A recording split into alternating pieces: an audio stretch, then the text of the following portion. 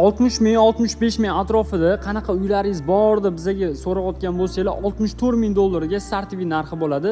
3 xonali uyimizni taklif qilib o'taman. Xo'p, to'liq manzilni tushuntirib o'tishdan boshlayman akalar. Yuqori Chirchiq tumanidan kuldamiz akalar. Ya'ni Rohat postidan 1,5 kilometr masofada turibmiz.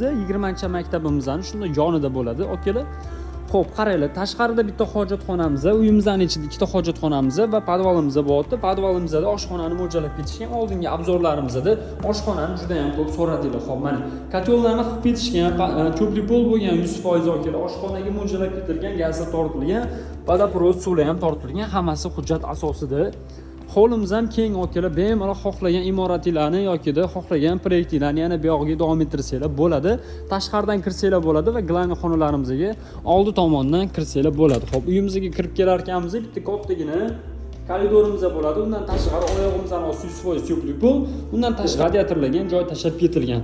Birinchi xonamizni boshlaymiz. Bitta spalniy deb hisobga oladigan bo'lsak, bundan tashqari yana bitta spalniy va zalimiz bor va oshxonamiz podvalda aytib o'tganimdek. Xo'p, kirib kelar ekanmiz, bu yog'imizda umumiy sanuzalimizni ko'rsanglar bo'ladi. Obuna bo'lib qo'yishni unutmanglar, bitta like knopkasini bosib qo'ydingizmi? Xo'p, davom etamiz unda.